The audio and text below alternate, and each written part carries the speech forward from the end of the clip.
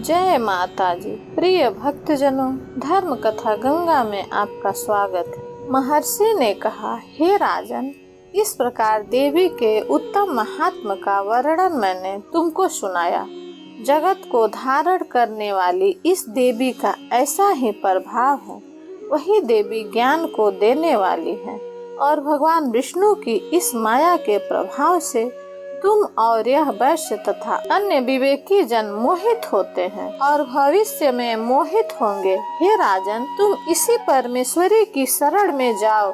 यही भगवती आराधना करने पर मनुष्य को भोग, स्वर्ग तथा मोक्ष प्रदान करती हैं। मार्कंडेय जी ने कहा, महर्षि की यह बात सुनकर राजा सुरथ ने उन उग्र व्रत वाले ऋषि को प्रणाम किया और राज्य के छीन जाने के कारण उसके मन में अत्यंत ग्लानि हुई और वह राजा तथा वैश्य तपस्या के लिए वन को चले गए और नदी के तट पर आसन लगाकर भगवती के दर्शनों के लिए तपस्या करने लगे। दोनों ने नदी के तट पर देवी की मूर्ति बनाई और पुष्प, दीप तथा हवन द्वारा उसका पूजन करने लगे। पहले उन्होंने आहार को कम कर दिया, फिर बिल्कुल निराहार रहकर भगवती में मन लगाकर एकाग्र पूर्वक उनकी आराधना करने लगे। वह दोनों अपने शरीर के रक्त से देवी को बलि देने लगे। बलि देते हुए 3 वर्ष तक लगातार भगवती की आराधना करते रहे। 3 वर्ष के पश्चात जगत का पालन करने वाली चंडिका ने उनको प्रत्यक्ष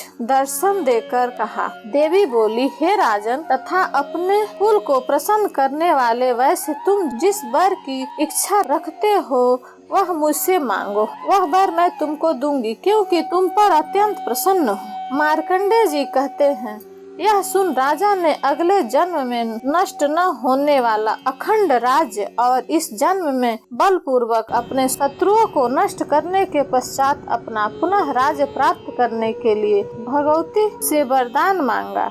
और वैश्य ने भी, जिसका चित्त संसार की ओर से विरक्त हो चुका था, भगवती से अपनी ममता तथा अहंकार रूप आसक्ति को नष्ट कर देने वाले ज्ञान को देने के लिए कहा। देवी ने कहा, हे राजन, तुम शीघ्र ही अपने शत्रुओं को मारकर पुनः अपना राज्य प्राप्त कर लोगे। तुम्हारा राज्य स्थिर रहने वाला होगा। फिर मृत्यु के पश्चात आप सूर्य देव के अंश से जन्म लेकर सावर्णिक मनु के नाम से इस पृथ्वी पर ख्याति को प्राप्त होंगे। हे वैश्य कुल में श्रेष्ठ, आपने जो मुझसे वर मांगा है वह आपको देती हूँ। आपको मोक्ष को देने वाले ज्ञान की प्राप्ति होगी। मार्कंडेय जी कहते हैं, इस प्रकार उन दोनों को मनवांछित वर प्रदान कर तथा उनसे अपनी स्तुति सुनकर भगवती अंतर्ध्यान हो गई और इस प्रकार क्षत्रियों में श्रेष्ठ वह राजा सुरथ भगवान सूर्य देव से जन्म लेकर इस पृथ्वी पर सावर्णिक मनु के नाम से विख्यात हुए। जय माता दी।